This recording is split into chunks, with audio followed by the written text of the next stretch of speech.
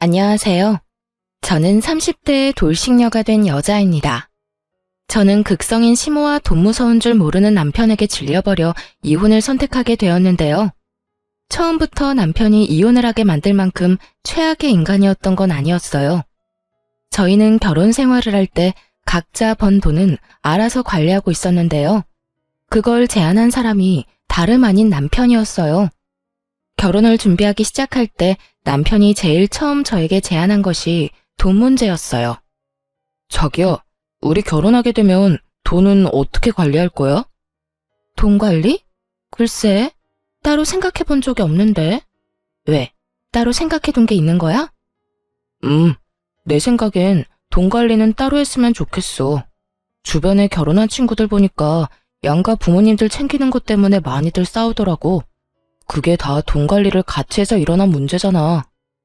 하긴 내 주변에도 그런 것 때문에 많이들 싸우더라.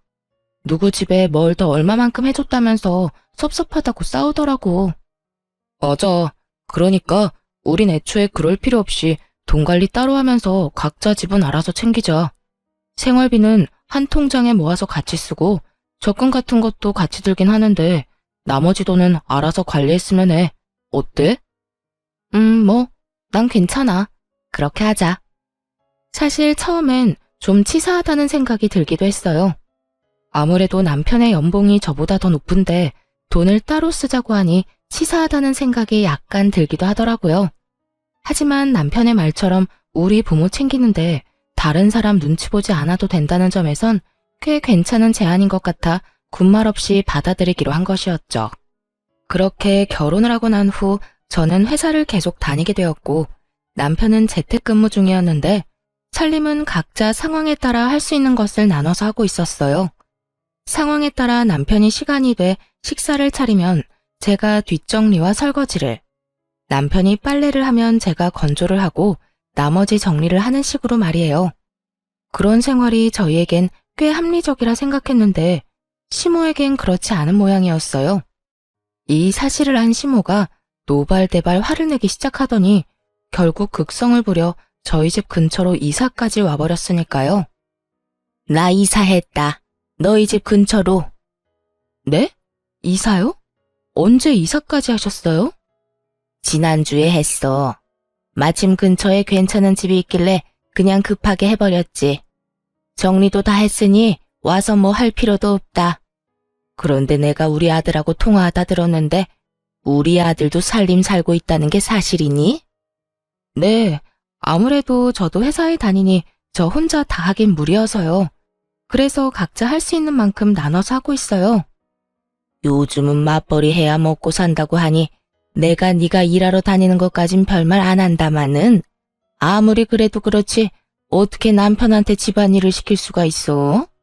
우리 아들도 집에서 얼마나 힘들게 일하는데 내가 진짜 우리 아들 청소기 밀고 밥해야 한다는 소리 듣고 얼마나 놀랐으면 그 길로 20년 살던 집을 팔고 이사를 했겠어? 아니 어머님, 그런데 살림이랑 이사랑 무슨 상관이 있을까요? 몰라서 묻니? 내가 가까이 살아야 왔다 갔다 하면서 우리 아들 대신 살림 살아줄 거 아니니? 괜히 기대할까봐 하는 말인데 네 몫은 네가 하거라. 난 딱 우리 아들 몫만 해줄 거야. 이 말을 듣는데 상황이 너무 어이가 없어 말문이 다 막히더라고요. 그 와중에 제 몫은 알아서 하라는 말도 황당하긴 매한가지였고요. 그날 이후 시모는 저희 집으로 가며 살림을 살기 시작했고 그와 동시에 저에게 향하는 잔소리도 시작되었죠. 예, 너는 집에서 음식은 어떻게 해먹니? 냉장고가 왜 이렇게 텅텅 비어 있어?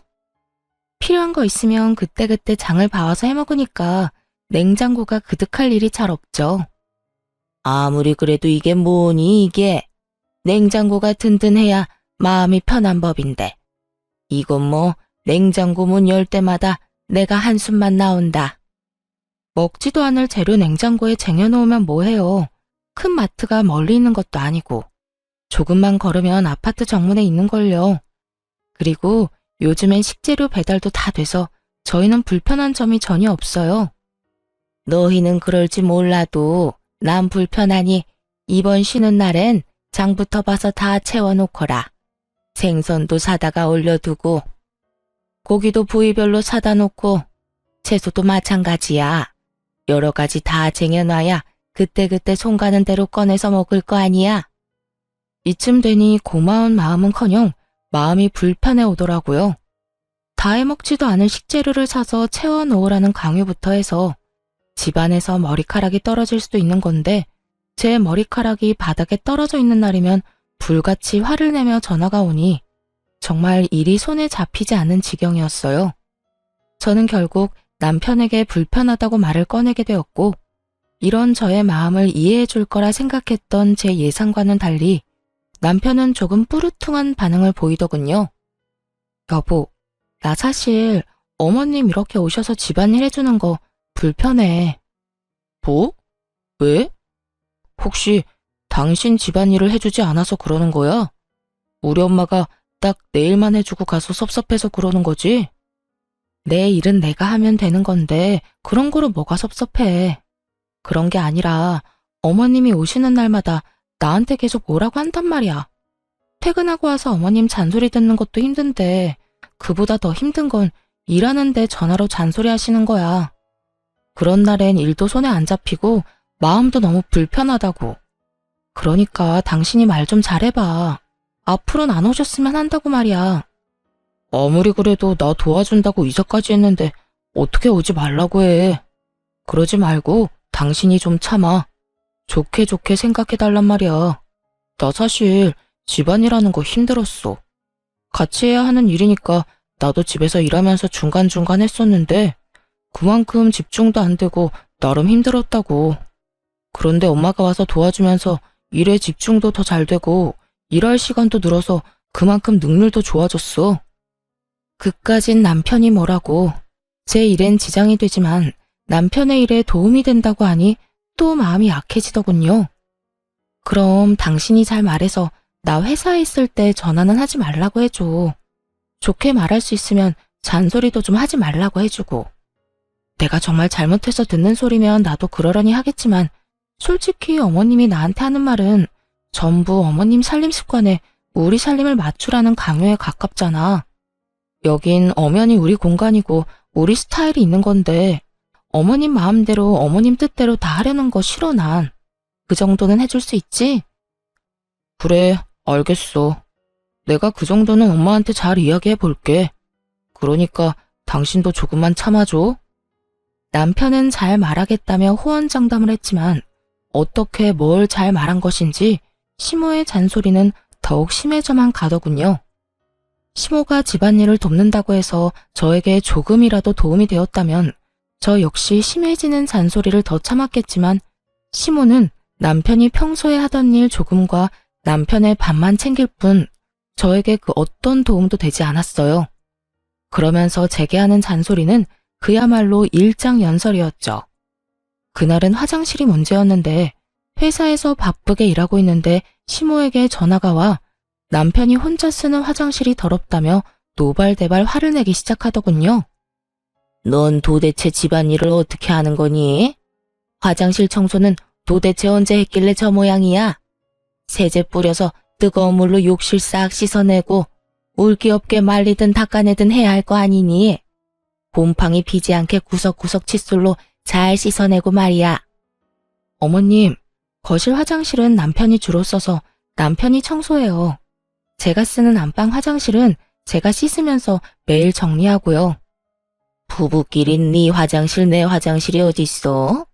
요즘 애들은 이해가 안 된다 정말. 처음에는 구분 없이 썼는데 남편이 자기가 화장실 오래 쓴다고 아무래도 불편하니까 따로 쓰자고 하더라고요. 그러면서 남편이 각자 쓰는 화장실은 각자 정리하자고 했고요. 넌 네 남편이 시키면 뭐든 다 할 거니? 남편이 화장실 청소 각자 하자고 해도 이렇게 지저분하면 청소라도 좀 해줘야 할 거 아니야. 남편이 저는 거실 화장실엔 발길도 못하게 하는데 제가 더러운지 깨끗한지 어떻게 알겠어요? 그리고 저도 일하랴 집안일하랴 여러모로 힘들다고 말씀드렸잖아요. 거기에다 요즘은 틈만 나면 어머님이 이렇게 전화하셔서 뭐라고 하시는 바람에 일에 지장도 있다고요. 그러니까 제발 이런 문제로 일하는 시간에 전화하지 말아주세요. 부탁 좀 드릴게요. 저는 그대로 전화를 끊어버렸고 일하는 내내 정말 화가 가라앉지 않더라고요. 그까짓 화장실 청소 좀 해주는 거 어렵지 않습니다. 그런데 시모에게 말했던 대로 거실 화장실엔 아예 발길도 못하게 하는데 제가 그 청결 상태를 어떻게 알고 청소를 해주나요? 그리고 남편 대신 일해준다고 저희 집에 들락날락 하는 사람이 왜 화장실 청소는 저에게 시켜대는 걸까요? 제가 무슨 화장실 청소나 하려고 결혼한 것도 아니고 정말 화가 쉽사리 가라앉지 않더라고요. 전 기분이 상할 대로 상해버린 채로 퇴근을 하게 되었고 집으로 들어서자마자 남편에게 이렇게 말했어요. 당신 화장실 청소 좀 해. 화장실? 웬 화장실? 지금 바빠서 그러는데 바쁜 것만 끝내놓고 할게. 그래놓고 또 잊을 거잖아. 그러지 말고 지금 해. 아, 진짜 오늘따라 왜 이래? 각자 화장실 청소는 각자 알아서 하기로 했잖아. 그랬지. 그랬는데 어머님이 나한테 오늘 또 전화 왔더라. 당신 화장실이 그렇게나 더러운데 왜 청소 안 해주냐고. 그러니까 당장 청소부터 해. 그리고 내가 다시 한번 말하는데 어머님한테 다신 나 회사에 있을 때 그런 전화 하지 말라고 해줘. 나도 낮에 말했는데 아무래도 내 말을 들으실 것 같지가 않아서 말이야. 남편은 저와 눈도 마주치지 않고 알겠다고 하며 화장실로 가버리더군요. 그런 남편의 모습에서 기분이 나빠졌음을 눈치채지 못한 건 아니었지만 그러거나 말거나 달래주고 싶은 마음도 들지 않더라고요. 제가 조금이라도 잘못했다고 생각되었다면 어떻게 해서든 마음을 풀어주려고 노력했겠지만 그날의 전 잘못한 것이 단 한 가지도 없었으니까요. 그렇게 알게 모르게 작은 신경전이 오가는 사이 어버이날이 다가왔어요.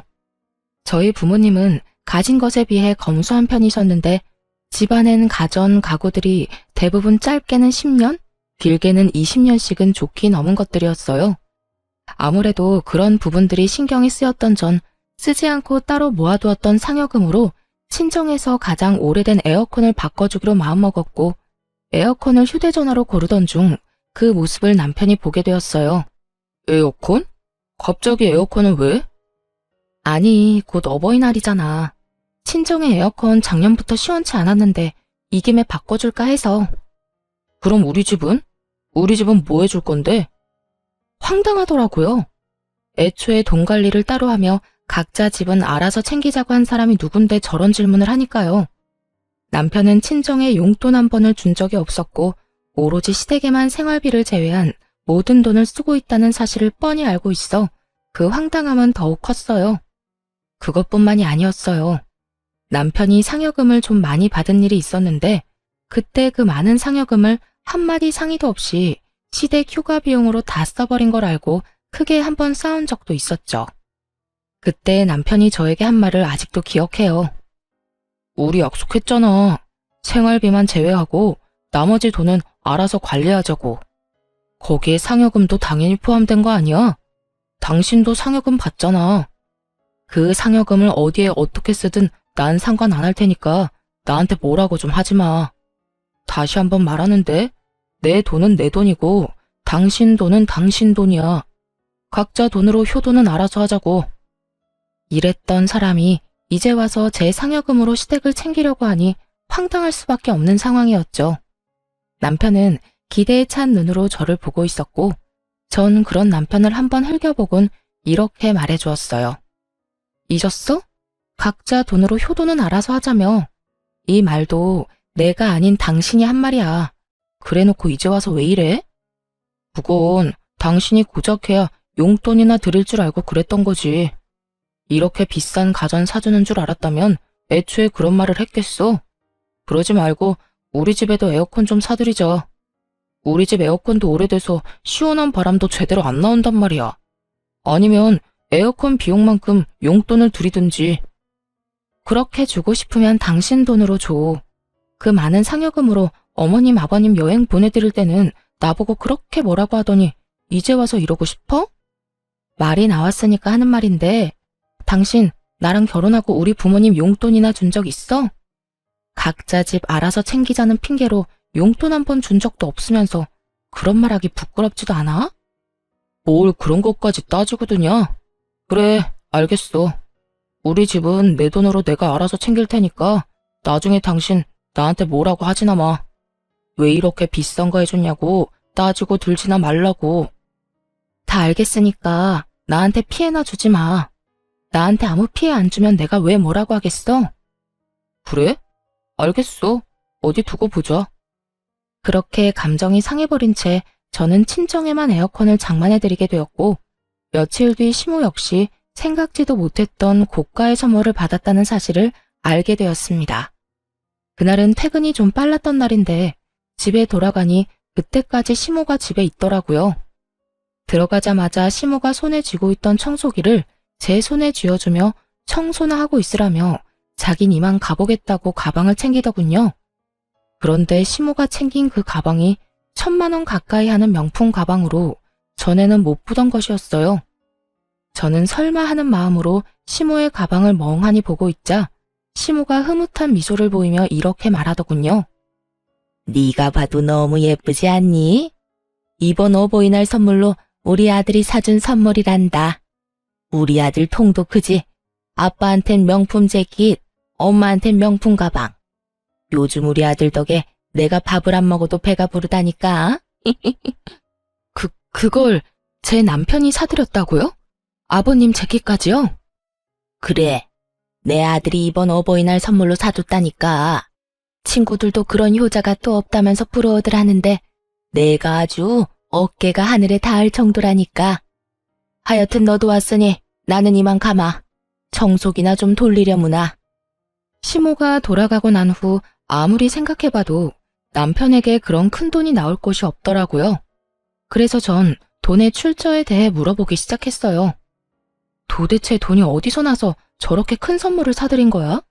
당신 상여금 받는 지도 얼마 안 됐고 보너스 나올 때도 아니잖아. 어디서 나오긴. 우리 아기 낳으면 쓰려고 모으던 적금 깼지. 아무렇지도 않게 당연하다는 듯 남편 명의로 했던 함께 모은 적금을 해지했다고 하는데 정말 기가 막히더라고요. 그것도 저희의 2세를 위해 준비했던 적금을 말이죠. 당신 제정신이야? 지금 적금 깼다는 말이 그렇게 아무렇지 않게 나와? 그건 우리 공동돈인데 그걸 왜 당신 마음대로 손을 대? 그러면 어떻게 해? 필요한 거 뭐 있냐고 여쭤보니 옷이랑 가방이 필요하다는데 그저 그런 걸 사줄 수는 없잖아. 그렇다고 우리 아기를 위해 준비한 돈에 손을 대는 건 아니지. 당신이 무슨 자격으로, 그것도 상의 한마디도 없이. 내가 왜 자격이 없어? 거기엔 엄연히 내 돈도 절반 들어가 있다고. 당신 돈은 몇백 쓰지도 않았으니까 걱정하지 마. 다 돌려줄 테니까. 진짜 저번부터 당신 진짜 치사한 거 알아? 그거 얼마나 한다고 이 난리인지 모르겠네. 내가 이상한 데 쓴다고 그런 것도 아니고. 부모님께 좋은 선물 좀 사드리겠다고 그런 건데 이게 그렇게까지 화낼 일이야? 남편은 오히려 저에게 더 큰 화를 내고 있었고 그런 남편의 모습에 참을 수 없어 소리를 질러버렸어요. 부모님께 좋은 선물 사드리는 거 좋지. 그런데 그것도 형편껏 능력 되는 선에서 해드려야 하는 거 아니야? 돈도 없으면서 부부 적금을 깨면서까지 선물 사드리는 건 아니지. 그것도 없으면 죽고 못 사는 것도 아니고 옷이랑 가방 사드리려고 아기 적금을 깼다는데 내가 화가 안 나게 생겼어? 그래서 돌려준다잖아. 당신 돈은 땡전 한 푼 안 빼놓고 다시 돌려줄 테니까 그만 좀 뭐라고 해. 적금도 앞으로는 각자 알아서 들기로 하자. 아기 적금도 아기 생기면 들기 시작하든지 하고. 하여튼 그런 걸로 하고 더는 나한테 뭐라고 하지 마. 그래, 내 돈은 한 푼도 빼놓지 말고 그대로 다 돌려주고 당신이 쓰고 남은 돈은 지금 당장 입금해. 그리고 앞으로 더 확실히 당신 돈은 당신 돈, 내 돈은 내 돈으로 딱 선 지켜서 지내보자고. 그래, 나도 바라던 바야. 남편은 끝까지 큰 소리를 쳤고 쓰고 남은 돈을 입금을 해주었지만 남편이 쓴 돈은 결국 돌려주지 않더라고요. 그 후 돈도 돈이지만 남편에 대한 믿음 자체가 사라지고 있었어요. 이토록 대책 없이 시댁만을 챙기는 사람인 줄은 몰랐는데 남편의 이런 모습을 보니 모르긴 몰라도 이제부터가 시작이란 생각을 지울 수가 없더라고요. 그렇게 생각지도 못한 남편의 모습에 고민이 깊어지는 사이 이젠 시모까지 나서서 저를 괴롭히기 시작하더군요. 이때껏 있었던 잔소리들도 가끔 도가 지나치다는 생각이 들 때도 있긴 했지만 참을 만했기에 참았던 것이었어요. 하지만 남편이 도대체 뭐라고 한 것인지 시모의 잔소리와 괴롭힘은 점점 선을 넘고 있었어요. 그날은 퇴근을 한 후 집으로 돌아갔더니 시모가 씩씩거리며 저를 기다리고 있더라고요. 무슨 일로 저렇게까지 화가 났나 하는 마음에 시모의 눈치를 살피며 집으로 들어서니 시모가 득달같이 화를 내며 따지고 들더군요. 여자가 돈 좀 번다고 집에서 큰 소리 치는 거 아니다. 너만 돈 버니? 우리 아들도 돈 벌어. 아니, 갑자기 그게 무슨 말씀이세요? 제가 무슨 큰 소리를 쳐요. 네가 큰 소리 쳤다며. 우리 아들이 너희가 모은 돈으로 우리 선물 좀 사줬다고 노발대발 목에 핏대까지 세워대며 화냈다는 말 다 들었어. 네가 기를 그렇게나 죽여대는데 우리 아들이 어디 바깥일이나 제대로 하겠니? 어디 하늘 같은 남편을 그깟 돈 때문에 쥐잡듯이 잡아? 혹시나 우리 아들 일 잘못되면 다 네 탓이다. 알겠니? 며칠간 전화가 심하다 싶을 만큼 온다 싶었더니 그 이유가 따로 있었더라고요.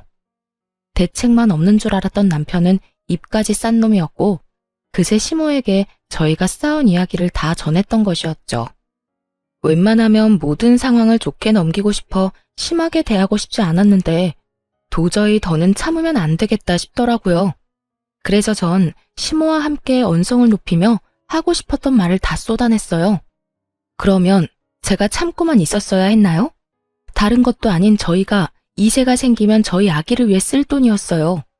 그때 돼서 돈이 없어서 애한테 아끼면서 살고 싶지 않아서 쪼개고 쪼개서 같이 모은 돈이라고요, 그 돈이. 근데 그걸 어머님, 아버님 선물 사줬다고 하는데 제가 가만히 있어야 해요? 가만히 있어야지. 우리 아들이 허튼 데 쓴 것도 아니고 다 우리한테 효도하느라 쓴 돈인데 그걸 가지고 왜 뭐라고 하니? 말이야 바른 말이라고. 생기지도 않은 애보다 낳아준 부모가 먼저 아니야? 부모 좋죠. 그런데 효자 노릇도 그 정도가 있지. 당장 형편도 안 되는데 그런 큰 선물을 했다고 하니 제가 화가 안 나겠어요?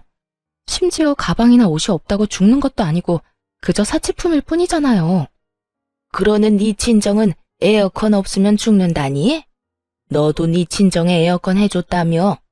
넌 에어컨 살 때 우리 아들한테 물어는 봤니? 시모는 이때다 싶었는지 제가 친정에 사들인 에어컨을 걸고 넘어지더군요. 그 말을 듣는 저는 분노는 더더욱 커져만 가고 있었죠. 어머님, 무언가 크게 잘못 알고 있으신가 본데 그 에어컨은 제가 번 제 돈으로 샀어요. 그 에어컨에 남편 돈은 10원짜리 한 푼도 안 들어갔다고요. 그런데 가방이랑 옷은 아니잖아요. 제 돈도 들어갔을 뿐더러 저한테 한마디 상의도 하지 않았다고요. 애초에 자기 부모 자기가 챙기자고 한 사람도 남편인데 저한테 상의도 하지 않고 그 큰 선물을 같이 든 적금까지 깨면서 샀을 땐 그 정도 잔소리는 먹을 각오하고 샀어야 하는 거 아닌가요? 뭐? 아무리 각자 집은 각자 챙기기로 했어도 네가 이제 우리 집에 시집을 왔으면 우리가 네 부모와 마찬가지인데 네가 시집 와서 우리한테 뭐 해준 게 있니? 기껏해야 명절이나 생일 때 용돈 몇 푼 준 거 말고 큰 선물 준 적도 없잖아. 그냥 우리 아들이 산 선물에 네 성의도 조금 보탰다고 생각하면 너도 나도 좋을 텐데 그걸 트집 잡아서 우리 아들 기나 죽이고 시어미한테 눈 똑바로 뜨고 대들기나 하고. 어머님, 말씀 잘하셨네요. 저는 명절 생신 때 용돈이라도 챙겨드렸죠. 어머님 아들은 저희 부모님한테 이날이 때껏 1,000원짜리 한 장 준 적이 없어요. 그런데 왜 저만 시댁을 챙겨야 하나요? 어머님 같으면 시댁 챙길 마음이 들겠어요? 제 이야기를 들은 시모는 놀란 눈치더군요. 그랬겠죠. 자기 아들이 이날 이때껏 장인어른 장모님께 땡전 한 푼 준 적이 없다는 걸 꿈에도 몰랐을 테니까요. 거기에다 파렴치한 남편과는 달리 저는 예의상 명절이나 생신 때는 용돈이라도 조금씩 챙겨드렸으니 더 할 말이 없는 상황이었죠. 시모는 말없이 남편을 재빠르게 노려보았고 남편은 시모의 눈치를 살피다 그 눈빛을 외면해버리더군요. 그렇게 시모의 일방적인 눈치 싸움이 끝나고 시모는 선물 사건에 대해선 더는 받아칠 말이 없는지 말대꾸하는 제 태도가 건방지다며 트집을 잡기 시작했어요. 네 지금 나한테 하는 이 태도만 봐도 지금껏 내 아들을 얼마나 어떻게 잡아댄 건지 잘 알겠다. 시어미한테도 말 한마디 지는 법이 없이 제 할 말을 다 하는데 남편한텐 더하면 더했지 못했을 리는 없었겠지. 네 친정에서 그렇게 가르치든 시어미한테 말대꾸나 하고 남편 기나 죽이라고 가르쳤냔 말이야. 시모는 결국 친정까지 들먹이기 시작했고 전 참을 수 없는 분노를 느끼며 더는 대화할 가치가 없다고 생각했어요. 어머님, 아무리 그래도 친정 이야기까지 꺼내는 건 아니죠. 그런 말 하려거든 당장 나가주세요. 저는 그런 말까지 들으면서 어머님이랑 대화하고 싶지 않아요. 뭐야? 너 지금 날 내쫓고 있는 거니? 네, 내쫓고 있는 거 맞아요. 아무리 어머님이라도 제 친정을 그런 식으로 말하는 건 듣고 싶지 않으니까요. 제가 도대체 뭘 잘못했다고 그런 말까지 들어야 하나요? 애초에 잘못해놓고 도리어 큰 소리 낸 건 남편이라고요. 기가 죽었다고요? 기 죽은 사람이 저한테 그렇게 큰 소리 떵떵 치면서 할 말 못할 말 다 했대요. 만약 남편이 미안하다는 말 한마디만 했어도 저도 이렇게까지 화가 나진 않았을 거예요. 적어도 미안한 기색이라도 내비쳤다면 이렇게까진 하지 않았을 거라고요. 저는 그야말로 울분을 토해냈고 가만히 듣고 있던 남편이 발끈하며 저에게 화를 내기 시작하더군요. 내가 뭘 잘못했다고 당신한테 사과까지 해야 하는 건데. 말했잖아. 당신 돈 몇백밖에 안 썼다고. 돈 몇백 가지고 우리 엄마를 이렇게 집에서 내쫓을 일이야? 내가 지금 단지 돈 때문에 이러는 것 같아? 어머님이 선을 넘은 말을 하시잖아. 그리고 돈 몇백은 적은 돈이야? 적은 돈은 아니더라도 많은 돈도 아니잖아. 당신이 돈 몇백 없으면 죽는 것도 아니고 그걸로 이렇게 쪼잔하게 굴어야겠어? 그리고 엄마가 못할 말을 한 것도 없는 것 같은데 당신이 너무 예민하게 구는 것 같다고. 내가 당신한테 당신은 당신 집에서 뭘 어떻게 배웠길래 그렇게 대책 없이 돈을 써대냐고 하면 당신 같으면 기분이 좋을 것 같아? 그리고 그렇게 많지도 않은 돈 몇백은 왜 이제껏 안 주는데? 그딴 말할 거면 내 돈이나 다 내놓고 말하고 어머님은 이만 좀 가주세요. 여기서 저 아들이랑 며느리 싸우게 만들고 싶지 않으면요. 저는 다시 한번 시모에게 나가라고 했고 시모 역시 더는 싸우는 꼴을 보고 싶지 않았는지 집을 나가버리더라고요. 그런 시모의 뒷모습을 보며 입만 산 남편은 저를 쏘아보며 이렇게 말하더군요. 그까짓 돈 내일 당장 돌려주면 될 거 아니야. 당신같이 독하고 냉정한 여자는 처음이다. 진짜 정 떨어진다고. 이렇게 말한 남편은 방으로 들어가 버렸고 그런 남편의 뒷모습을 보는데 이혼이 답이라는 생각이 들더군요. 이미 틀어질 대로 틀어진 사이를 되돌리기란 어려워 보였고 그랬기에 앞으로 남은 저희 결혼 생활이 고달플 것은 피할 길이 없어 보였으니까요. 무엇보다 가장 큰 이유는 남편이 기본적으로 가진 생각이 이미 글러먹었고 그걸 고치고 싶은 의지도 생각도 남아있지 않은 상태였습니다. 그렇게 이혼을 결심하며 다음 날이 되었고 출근 준비를 하고 있는데 시모가 득달같이 집으로 찾아왔더라고요. 제가 문을 열어주자마자 시모는 돈다발을 제 얼굴에 던져버리며 고함을 고래고래 질러대기 시작하더군요. 얘따, 내 아들이 썼다는 네 돈. 내가 어젯밤에 집에 가서 니년 하는 꼬락서니가 워낙 어이가 없어서 잠도 한숨 못 잤다. 이 돈이 뜬 눈으로 밤을 지새우고 뽑아온 돈이다 이 말이야. 이제 됐니? 이제 됐냐고. 이제 그 건방진 입 좀 다물게야. 제가 돈다발을 맞고도 어이가 없어 아무 말도 하지 않고 있으니 시모는 그런 제 반응이 더 화가 난다는 듯 욕설을 뱉어내기 시작하더군요. 차마 입에 담지도 못할 말을 들어야 한다는 현실도 화가 났지만 더 화가 나는 것은 남편이었어요. 이 모든 광경을 처음부터 보고 있던 남편은 말리기는커녕 시모의 행동이 통쾌하다는 듯 고개를 끄덕이며 입가에 미소를 짓고 있더라고요. 그 순간 더는 고민할 필요도 없이 이혼을 해야겠다고 결정을 내리게 되었고 지체할 것도 없이 바로 이혼을 말하게 되었어요. 이렇게까지 저를 싫어하는지는 또 몰랐네요. 그냥 저 이혼할게요. 저도 저한테 이렇게 막대하는 사람이랑은 더 가족으로 엮이고 싶지도 않아서요. 뭐? 이혼? 너 내가 욕 좀 했다고 이혼한다고 하는 거니? 욕만 하셨어요? 지금 저 돈 싸대기도 맞았잖아요. 거기에다 그렇게 소중하고 자랑스러운 어머님 아들, 지금 빈털털이 거지예요. 사람 힘들 때 버리는 거 아닌 것 같아서 참고 또 참고 있었는데 어머님이 이렇게 이혼 결심하게 해주니 어쩌겠어요. 그래요. 아무래도 남편이 돈을 끝까지 주지 않는 것도 그렇고 생활비도 어느 순간부터 제대로 넣지 않는 것이 이상해서 알아보니 남편은 어버이날이 되기 전에 회사를 그만뒀더군요.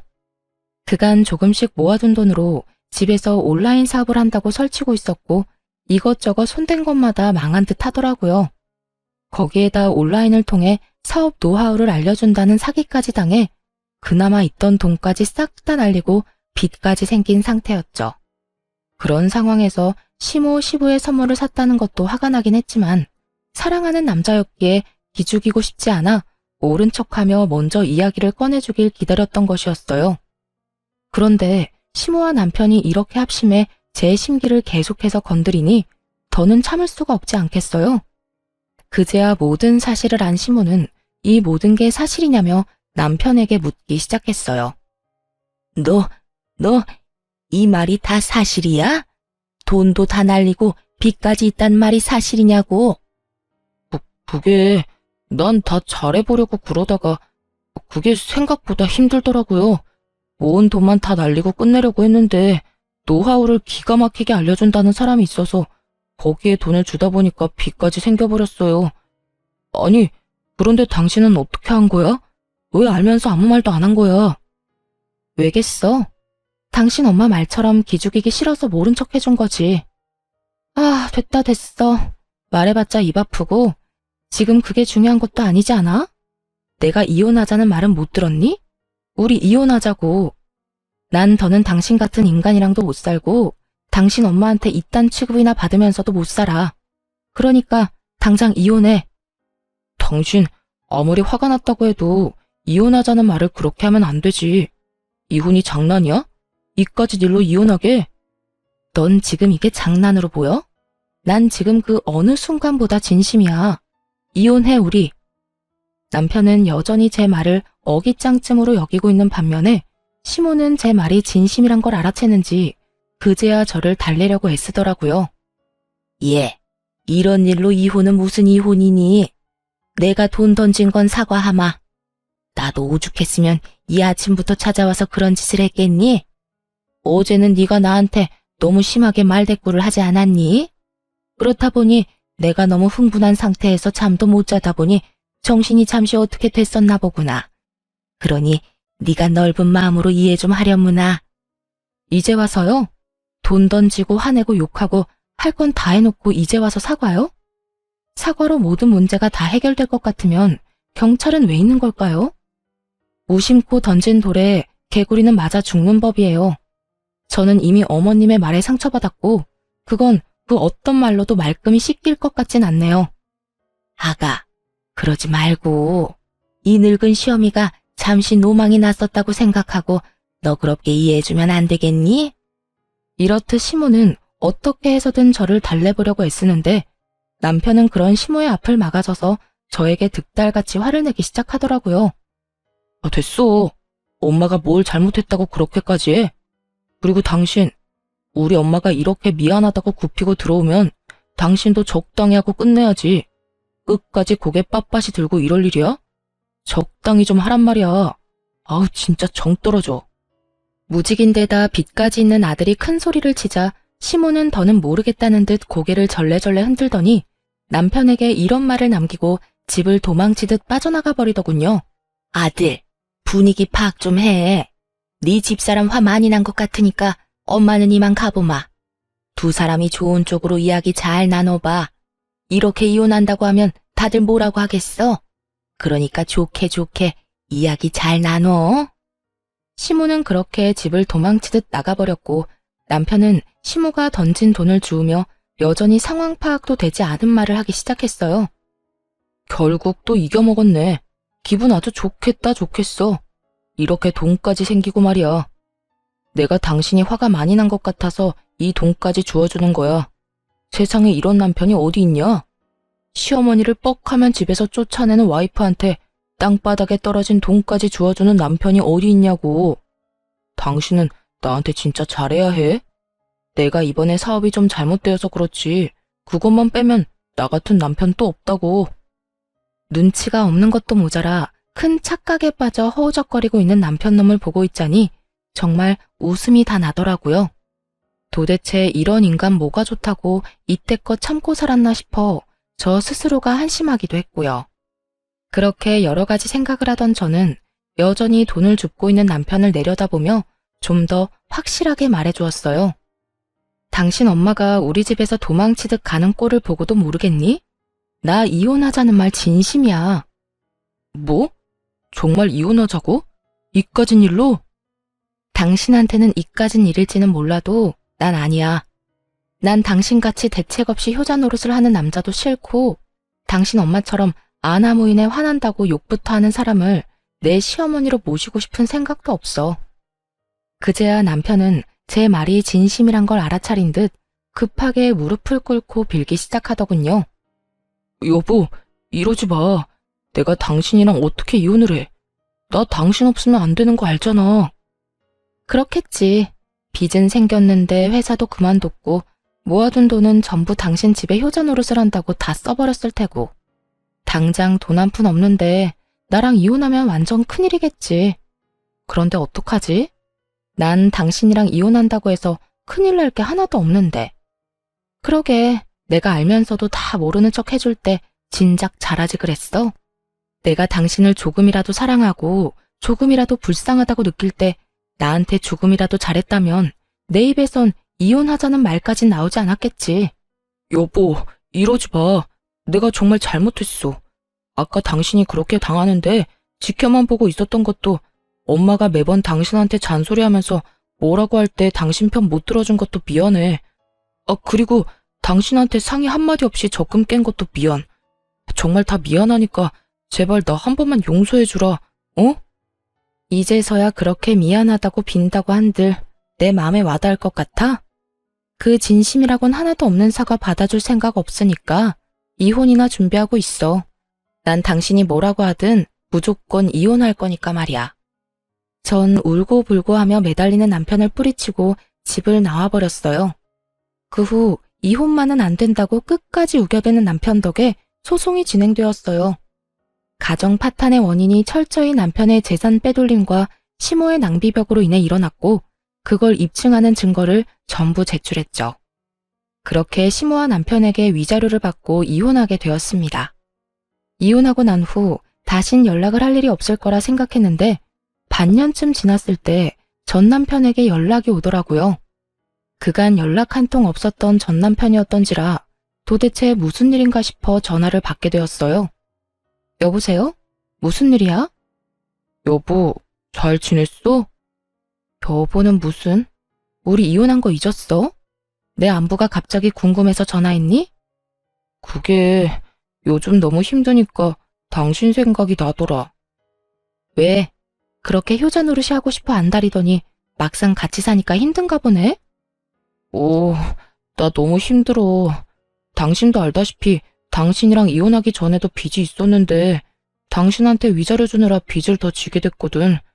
하루하루 대출금은 갚아나가야 하는데 취업은 잘 안 되고 집에서 프리랜서 일해서 버는 것도 한계가 있고 그래서 엄마한테 가방 좀 팔아서 대출금도 좀 갚고 생활비도 좀 하자고 했는데 엄마가 절대 안 된다면서 난리를 부리더라. 어떻게 된 엄마가 자식이 힘들다는데 그깟 가방이 뭐라고 끌어안고 안 팔려고 하는 건지 이해가 안 돼. 심지어 그거 내 돈으로 사준 가방이잖아. 그랬구나. 당장이라도 전화를 끊어버릴까 하는 마음도 있었지만 무슨 말까지 하려나 싶어 대충 맞장구를 쳐주니 신나서 전시모 욕을 하기 시작하더군요. 나 힘들어. 아니, 말이야 바른 말이라고. 내가 누구 때문에 이혼까지 하게 되고 이렇게 큰 빚까지 지게 됐는데 우리 엄마 정말 너무하지 않아? 엄마뿐인 줄 알아?